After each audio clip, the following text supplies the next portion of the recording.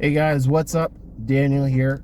So I totally have no idea how this video is gonna come out because I normally don't record video like this, but this was a topic or a subject that I wanted to talk about. So the other day, there was a article, or well, not an article, I guess there was like a tweet or whatever going around on social media, and it was showing the pricing of merch for the upcoming Gojira tour.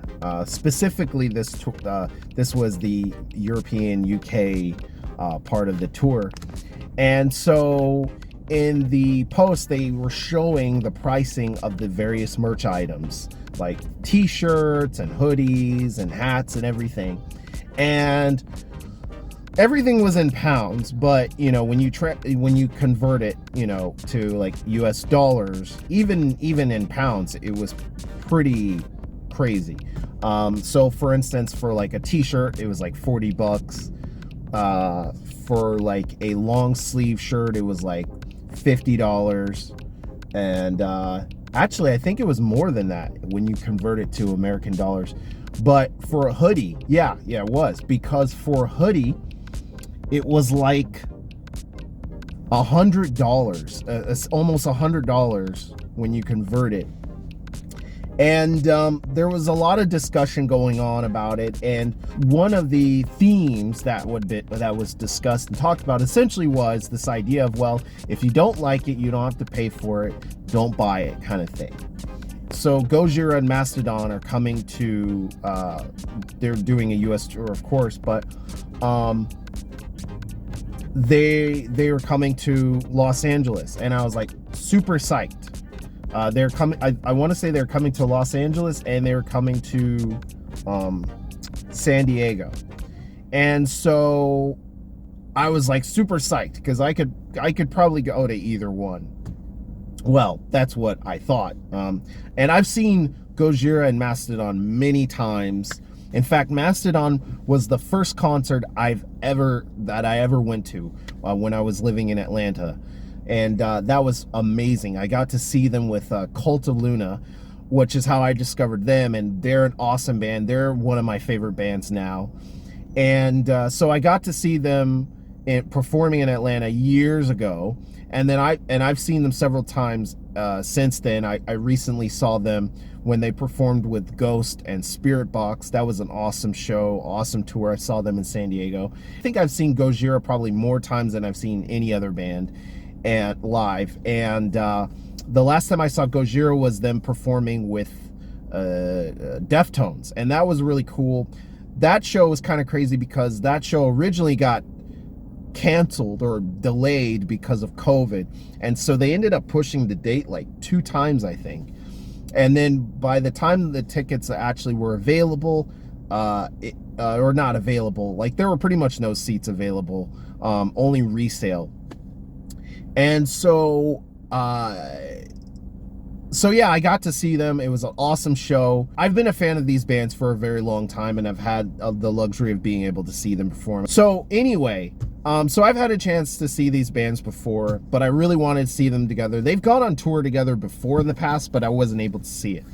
So when I went to go check out the tickets, I was freaking pissed. I believe it's for San Diego. The general floor admissions were basically converted to VIP passes, and the tickets were like $235. So usually general admission is just that. It's general admission, you're basically on the floor, there's no seating. And then of course they have the seating area. But for this particular show, and I wouldn't be surprised if it was other shows as well, they decided to make the general floor VIP tickets. And thus the tickets were way more than they've ever been for. I mean, dude, like, I've been to a bunch of concerts before. I've been to a lot of shows before. I've never paid $235 for a ticket. I remember I got to meet, now listen, I get it, you know, Mastodon, they've gotten up there, they're very successful, they're Grammy nominated, you know. Same thing with Gojira, you know, and I love those bands. But those ticket prices are absolutely ridiculous. And the merch prices are absolutely ridiculous. Now, I know, I get it. People are saying, well, listen, if you don't like it, don't pay for it. But that's part of the problem, because people want to support the bands. It's not like people are saying, dude, I want this stuff for free. And that's one of the arguments that I heard is people don't want to support the artists. They don't want to pay. No, they do want to. They do want to support the artists. They want them to keep making music, but they also don't want to feel like they're getting ripped off. And I'm sorry, but $50 for a t-shirt. Okay, this is not Abercrombie and Fitch, okay? This is not like, you know, some freaking high-end Ralph Lauren or whatever high-end brand, you know, and even then those are overpriced and overrated too. But what I'm saying, you know, we're not talking about Gucci here.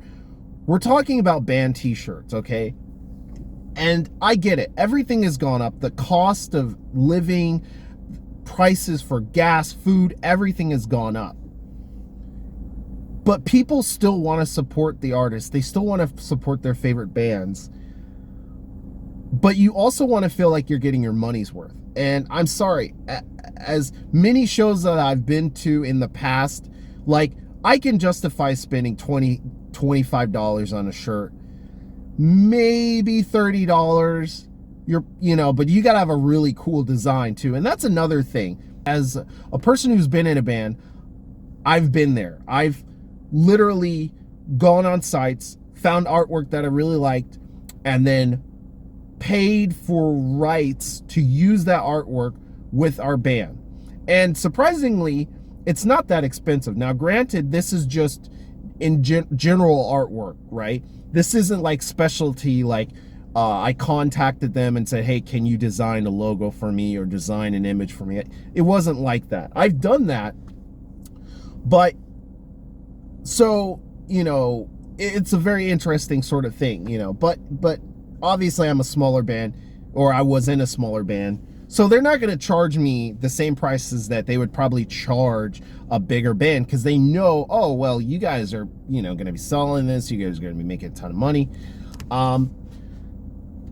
But I have a little bit of insight on that. It's not like I'm cheap and I don't want to support my favorite bands. I'd love to support my favorite bands.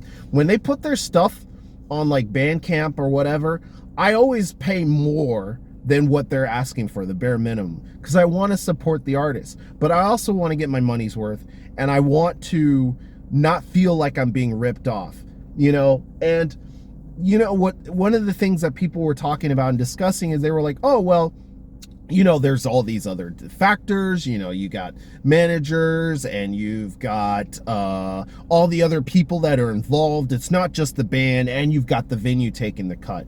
Why the fudge is the venue getting so much of a cut? That's the real problem, I think. And I'm not necessarily blaming the artist, but then I feel like there are things that the artist could do to help kind of alleviate this problem. One thing is obviously making that merch available on your site, but then also selling it at a discount. Or, and this is actually one of the ideas I had, was they basically have it where you could pre-order the merch online, and then when you go to the show, you just show them your order, your ticket number, and then you pick it up from there. And then that way they're getting a much bigger cut, because it's outside of the venue. You're not buying that merch from the venue. Now, obviously, I'm not familiar with the contracts that the, you know, venues have. I don't know if there's a sense of like, oh, well, hey, we saw that you came in with 50 shirts and you only have 30 shirts. What's up with those 20 shirts? Oh, well, those were pre-orders, you know. Oh, well, we get a cut of that. And it's like, I don't know if that's in their contract. That would be something to look into, though. Could you possibly do some sort of pre-sale thing? But I don't like the fact that the venues are taking advantage of the artists, and then in such, that cost gets passed down to the fans. Because I do think, just like when it comes to rent, people are going to hit a limit.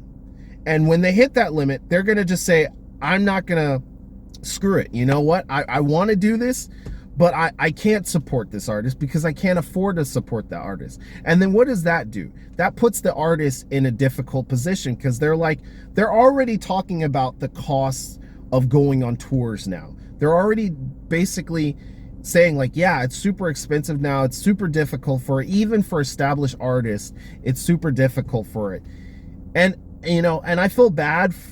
Well, I don't, it's not that I feel bad for the artist because it's like, yeah, we're all going through that. The cost of everything is going up. So I just kind of wanted to voice this opinion because I felt like there was this sense of like people basically being like, oh, they don't want to support the artists, they don't want to support the bands, when in reality, that's not true. It's just we want our money's worth, you know? We don't want to feel like we're getting ripped off. That's really what it comes down to is, you know, because honestly, if that's the case, bands might as well create a digital tip jar and say, hey, listen, you want to just throw us some money